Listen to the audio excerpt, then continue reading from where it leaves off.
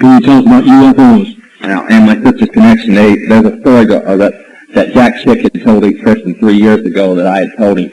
My sister, before my wife came around, used to be leader of the state of Ohio, the high priestess there, of the whole state.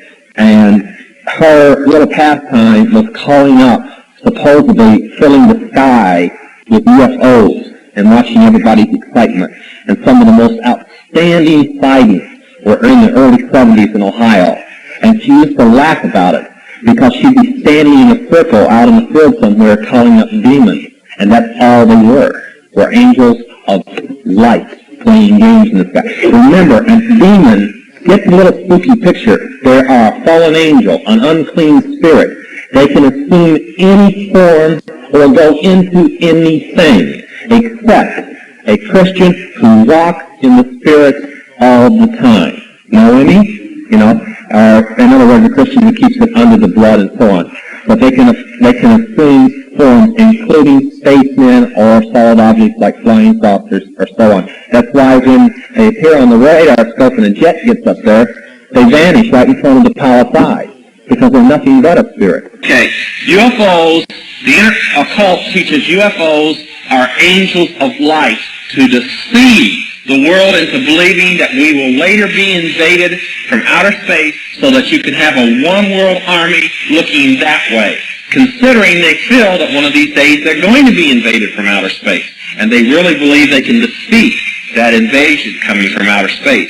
Now, how many of you know what invasion I'm talking about? They do too, and they really feel they can defeat it. That's the purpose. If you'll notice, all of the so-called landings and saucer bases are in prime pyramid or occult areas such as the Bermuda Triangle, over the pyramids, over the gap in the North Pole, places like this. These are sacred pit openings to the occult. Okay?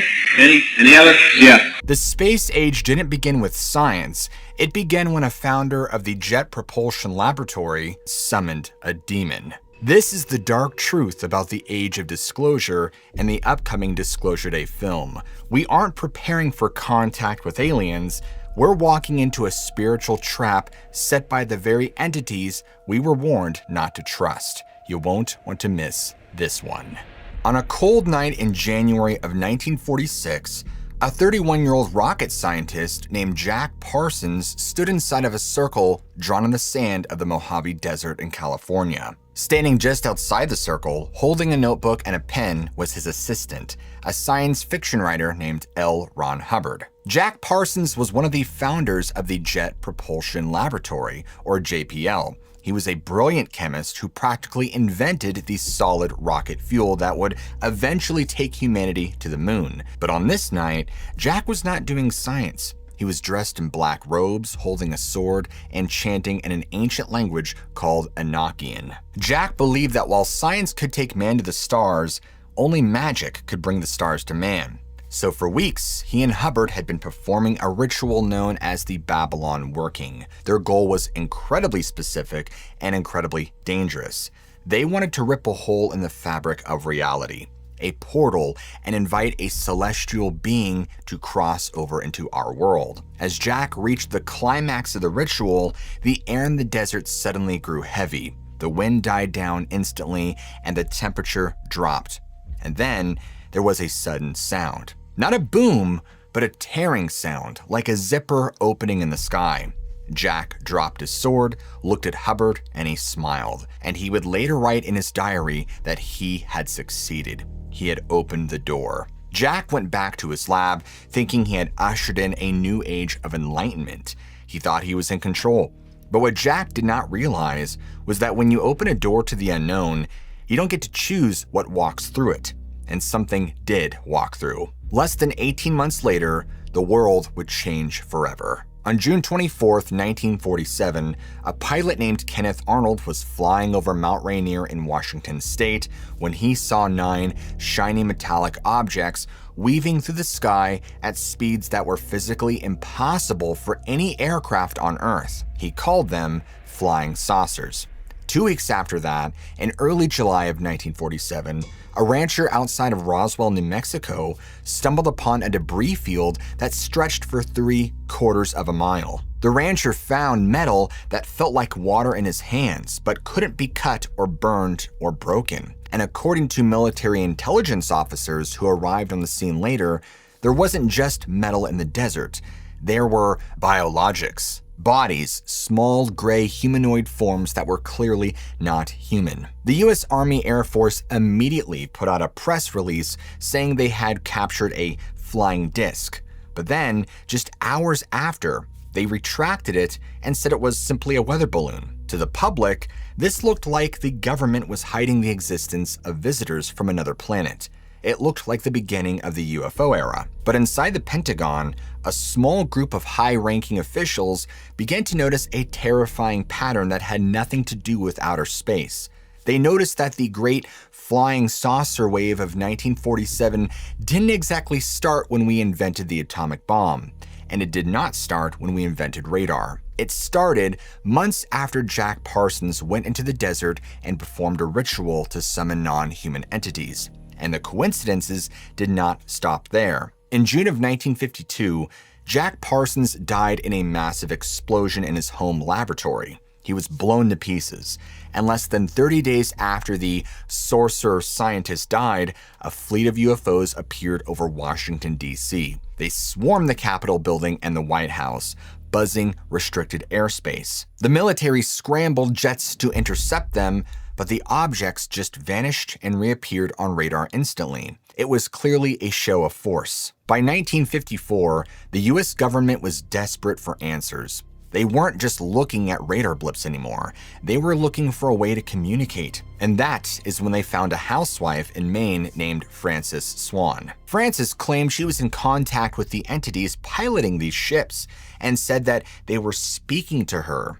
Well, the Navy intelligence officers who interviewed her were skeptical. They assumed she was using a radio, or maybe she was a Russian spy. They asked her to show them how she received these messages, and Frances didn't pull out a radio. She didn't use a telegraph, but instead, she sat down at a table and went into a deep trance. She then used a technique called automatic writing. This is where she would let her hand move across the paper without ever looking at it, and she was clearly guided by some unseen force. And the officers watched in shock as she wrote down coordinates and various technical details about the ships, information which she could not have ever possibly known. Now, to these secular military men in the room, they were baffled.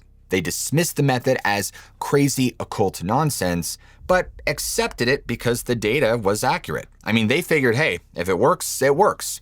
And in fact, one Navy commander was so impressed that he actually tried the technique himself. He sat down, cleared his mind, and invited these beings to come in and make contact. And it worked. He was successful. Moments later, a UFO appeared outside the window of the building they were in. Now, for most of the government, this was a breakthrough. It was proof that we could talk to the visitors. But for a secret faction of officers inside the Pentagon, later known as the Collins Elite, this was the moment they realized humanity was in grave danger. The Collins Elite looked at the data. They looked at Jack Parsons opening the door with the ritual, and they looked at aliens communicating through mediums and Ouija boards, methods that have been used for thousands of years to contact spirits, not astronauts. They realized the government wasn't dealing with extraterrestrials from Mars or Zeta Reticuli. They were dealing with something much older, something that had been here the whole time, waiting for an invitation. However, the Collins Elite were ignored. The machine of the military-industrial complex was too hungry for the technology. They wanted anti-gravity drives. They wanted weaponry.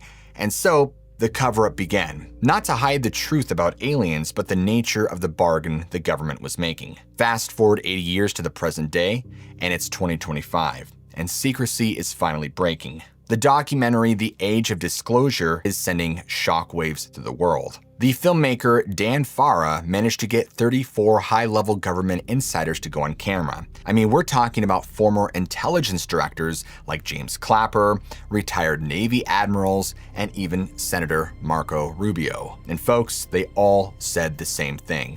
we are not alone. Whistleblower David Grush, who's a former high-ranking intelligence officer, tells the world that the US has an entire stockpile of crashed craft, and he explains that they have intact and partially intact vehicles, as well as bodies or dead pilots. Another insider by the name of Jay Stratton, who ran the US government's UAP task force, looks into the camera and says plainly that he has seen these non-human beings with his own eyes. The world is electrified. The truth is finally out. But what's even more interesting is when Hollywood steps in to seal the deal. Coming out in June is Steven Spielberg's massive blockbuster release called Disclosure Day, which basically depicts a world where humanity finally learns the truth. It shows Emily Blunt as a news reporter getting possessed by an alien signal on live TV, and it shows Josh O'Connor as a whistleblower fighting to get the truth out. I'm sure many of you are well aware of the ties Hollywood has to the occult, and if any of you are even semi-educated on how the occult communicate,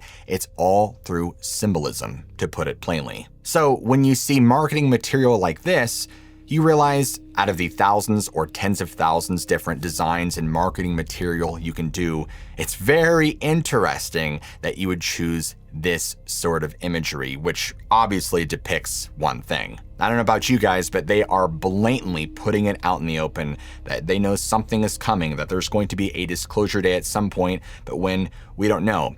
I feel like with the timing of all these things, Three Eye Atlas, the Age of Disclosure film, this film coming out, this isn't just by happenstance. This is very well orchestrated and planned out. But I also want to state that this is just my personal opinion based on my beliefs and what I know and what I've studied.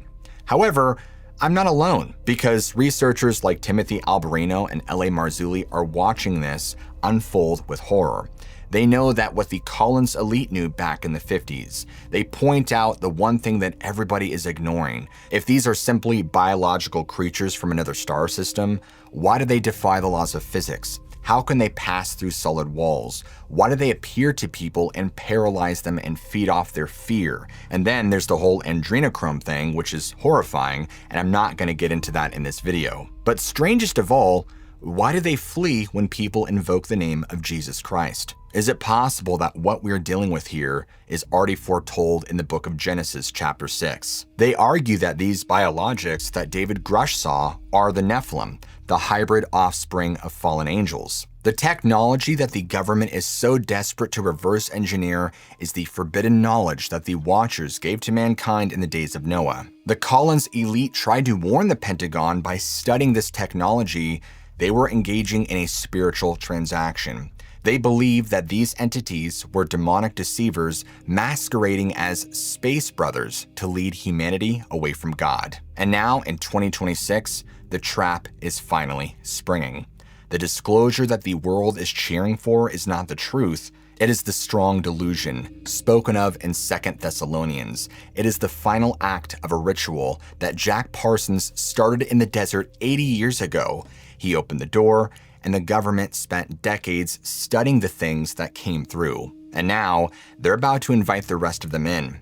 The world thinks it's about to meet aliens, but when the sky opens up, it won't be Martians coming down to save us. It will be the old gods, the fallen ones, coming back to reclaim their kingdom. What I believe we're seeing right now is a part of the soft disclosure phase. It is all conditioning, from the whistleblowing to the declassified videos, the Senate hearings. I mean, there's just so much. And remember, if you're watching this thinking, well, what's the purpose of all of this?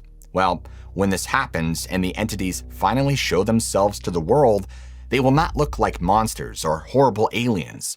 They will look like the shining ones, and they will claim that they seeded life on the earth and that they genetically engineered us thousands of years ago, that they are our creators and have returned to save us from ourselves. And just like the Bible talks about a false second coming, they will have the miracles and signs and wonders to prove it. And for anybody watching this still on the fence, why is it that all, not just some or one or two, but all the people who have dealt in close contact with these entities all say the same thing? They are liars, they're manipulators, they want to turn mankind away from the truth. The thing is, Martians don't flee from the name of Jesus. demons do. The age of disclosure, folks, is coming and the world is ready to believe. The real question is, when it happens, are you really going to know what you're looking at?